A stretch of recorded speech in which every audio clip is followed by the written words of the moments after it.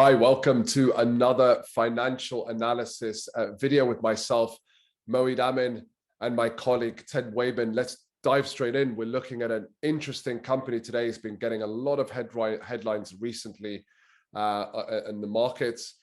Sofi Technologies. Now, Sofi Technologies are an online banking organization or financial institution.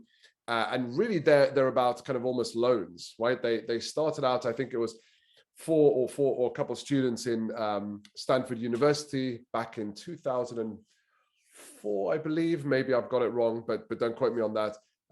But they were basically looking at, how can we get more affordable student loans? How can we help our students get more affordable loans? So that was one of its first products, and then it kind of branched out into various other products like mortgages, personal loans, credit cards, etc., auto loans as well. And they even acquired a company called Galileo Technologies in 2020, really helping with checking accounts.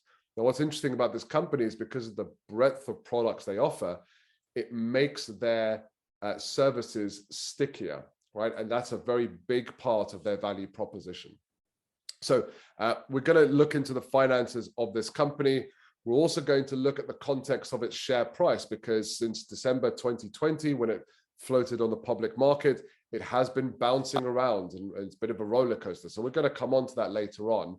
But don't forget to like, share, subscribe, especially if you want us to analyze a company for you, whether you are thinking about investing in them or whether you're thinking about selling your services and products to them and you want to understand more about their finances. Do leave a note in the comment section. Most of our videos are from comments from our viewers. Ted, let's take it away and share with our viewers what we found about the finances for this company. Absolutely. So good to see you, Moeed. Thank you very much. And welcome to all of our viewers. So we are going to be looking at their financial statements. Now, I thought what we'd start off with is just looking at this, this 10K. This is the annual report, which is available on their website. You'll notice that this is called the Social Capital Sophia Holdings Corp. And if you do look at their 10K, their annual report, what you're going to find is, I'll just whiz down to the relevant section that says, what do we do?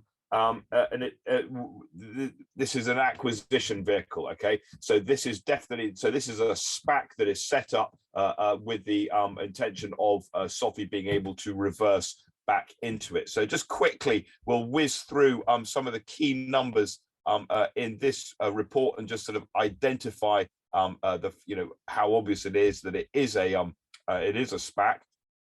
So look at the balance sheet here. We notice on the balance sheet, basically it's all cash. Okay, there it is. It's just lots and lots of cash waiting for that acquisition, and it's all in as warrant liability. So in effect, there's a lot of debt in there, and there's this there's a sort of convertible debt, and also these ordinary shares. So that's really kind of the structure of the business. If you look at the income statement, you'll see that there's no income. There's just the cost of incorporation, the cost of setting it up, and they're kind of getting ready.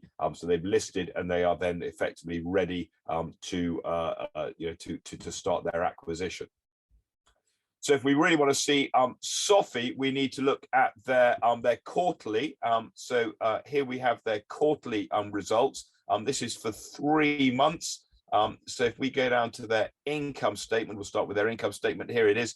So we're really looking at, I think we're interested in this column here. So this is for the 9 months ended 30th of September, and it's comparing the 9 months of 2021 with the 9 months of 2020, and it also gives you a kind of detail on the 3 months as well if you want it. The numbers are in thousands, you'll notice. So their total interest income is $260,000. They're $260 million.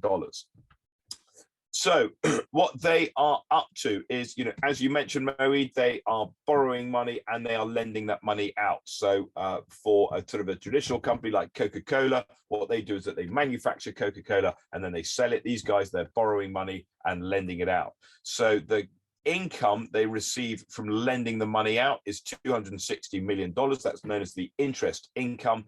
And the cost of getting that money is this number here, which is the interest expense. And that gives them what's known as the NII, or the net interest income, of about 178 million. So you can see this is very, very profitable business. They are borrowing at relatively low rates and lending on at relatively higher rates. And we can kind of compare these two numbers to see, you can see very easily that their cost of borrowing has come down significantly, and therefore their margin has increased as a result. A little bit further down, they've got some non-interest income. So here we go. So here's our non-interest income down the bottom. And that's kind of, so all of this, so they've got some additional, they're obviously, getting fees from using their platform, for example, et cetera, and some origination. And that effectively gives them the kind of the net revenue, which is these two numbers added together. So the net interest income plus any non-interest income is 700 million. They're spending a lot of money running the business, over $1 billion. And we can see, so sales, the general administrative, it will be high. There'll be lots of regulation here, very, very highly regulated industry. And they're spending quite a lot of money on their technology as well. So bottom line is a loss. And, as a rule of thumb, divide it by 3, multiply by 4, and you can project the loss for the full year. So a loss, a greater the loss than last year, really driven by the fact that their costs, their overheads have gone up dramatically, even though they are, their profitability has gone up dramatically. So, really looking at, these items should be our kind of fixed costs. And the idea is that, you scale the business, you continue to scale the business, and ultimately, your top line revenue is covering your fixed costs, and you're in the world of profitability. So they're not there yet, but they are growing very, very rapidly, and there's no reason why they shouldn't be able to, clear that hurdle in the near future. Look at the balance sheet. Just put up the balance sheet. So in terms of the balance sheet, they don't make that distinction between non-current and current assets that our traditional manufacturing or blue chip companies make. So really, they kind of just list out their assets in order of liquidity. So this is effectively their cash, the cash that they've got either at the central bank or with their own bank. Then they've got this is their loan book, so 4.8 billion loan book, which we'd expect is the biggest number, and that's kind of where they're making their money. If you remember the net interest income, and then we've got some other bits and pieces as well. And you'll notice goodwill, for example, goodwill very big. Reflecting that acquisition that you refer to in your introduction, Moe. So total assets 8 billion, total liabilities.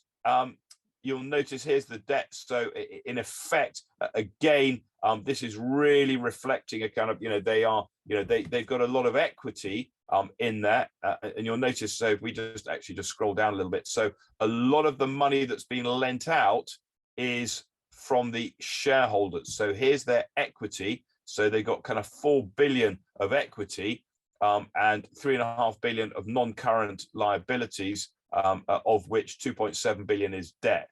So when we think about the cost of lending money out, if you go to the shareholders and you raise equity and use that equity to lend to your shareholders, it's obviously going to cost you less in terms of your P&L account, because the cost of equity doesn't appear in the P&L account. Cost of equity will be things like dividends and capital appreciation. Cost of debt is interest, and that does appear in your profit and loss account. So you may remember, Moe, we looked at Lloyd's Banking Group some time ago. And if you're watching this video, do have a look at that, because I think you'll find that there's an interesting comparison between Lloyd's Banking Group as a financial institution, and Lloyd's Banking Group really takes money in on deposit from their customers and then lends that money out, and we see that the money on deposit and the amount they've lent out are very, very similar size numbers, whereas these guys the money they've lent out, that 4.8 billion loan book, is almost twice the money that they've borrowed in order to make that lend out. The difference is really being provided by the shareholders, and that's why this is, it looks very, very profitable. So we would expect that this company, as they grow, that debt is going to have to grow. So if they're going to grow the amount they're lending out, they're either going to have to fund it through equity or debt. They probably don't want to go to the shareholders and raise any more money, and therefore they're going to have to borrow more money, and therefore the cost of that borrowing is going to go up relatively, and therefore it's going to appear less profitable. So we would expect their net interest income margin effectively to start to reduce as a result of that. Accumulated deficit, so we can see there's the kind of the deficit. They've been trading for a year, and there's their loss, and there's the kind of the additional paid in capital from their flotation. So we could look at the cash flow. Cash flow is going to really tell us a huge amount about these guys on the basis that they use cash to make cash. So it's less of a sort of an indication. They are burning cash at the moment, and they are doing a little bit of investing, and they are losing cash from their financing activities. So their cash has gone down. But again, for these guys, it's less about the cash. It's more about just maintaining the liquidity on the balance sheet. So we go back to our balance sheet and we look at, for example, basically it's ordered in decreasing liquidity. So items up at the top of the balance sheet will be very liquid. Items down the bottom will be very illiquid.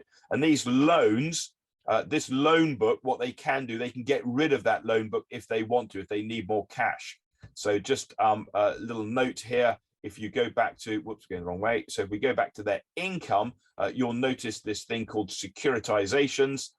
So securitizations here, and there's a bit of securitizations and warehouses they're talking about here, and more securitizations down here, etc., etc. So securitization is taking your loans, packaging up, and then selling that as a bond onto the bond market. What I will do is I'll put a link in the notes to there's a video which you may find useful in terms of understanding what securitization actually is. But if you don't want to watch that, you just want to know what is it. It's basically you take your loan book, you package it up, and you create a bond, and that bond can then be sold onto the bond market as an asset-backed security, and off it goes, and it trades through the bond market. So these guys, it looks to me like, again, maybe what they're doing is that they're lending money out, and when they've lent all the money out, they just take their loan book, package it up, securitize it, and that gives them more cash that they can then lend, and they can carry on lending, and that becomes quite a profitable process. Lehman Brothers was big on securitization, and that was a major contribution to the global financial crisis of 2007. So just a kind of a highlight as to exactly how that works. And again, you can watch the video for more information on that. So our summary is they're not profitable at the moment. They are expecting to become profitable. There's no reason why they shouldn't be. I think their margins are going to come under pressure in terms of their loan book, or alternatively, if they have that securitization. So there's a limit. They are valued at 11 billion on a net asset value. Just remind ourselves of the net asset value of this company. If we look at the balance sheet, so it's about equity is about 4 billion. So they're valued at 11 billion on a 4 billion equity value. So about 2.5 times book value. Is that a bargain? Honestly, I don't know. I probably don't know enough about their business model, about the market that they're in, about their prospects for growth. And maybe that's reflected in this kind of in this bouncing around. So you can see just from the chart there that fortunes have been made and lost in a very, very short space of time. And that's about all I can say, Moeed. So I think is it a buy? Is it a sell? The simple answer is I don't know. Yeah, and that's fine. We're not here to give advice around that. These are just our opinions. But here's the really important thing, which is whether you are thinking about investing or whether you are in business, a salesperson, partnerships, whatever it is you're doing.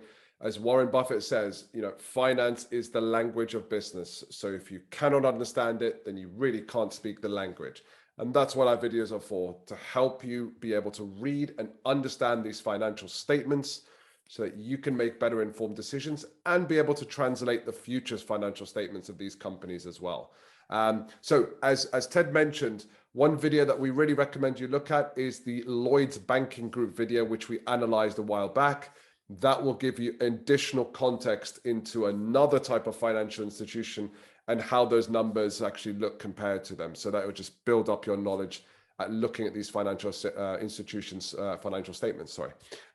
So until the next video, thank you everyone. Again, don't forget to like, share, and especially subscribe if you are making a recommendation or request to us for a company you want to analyze.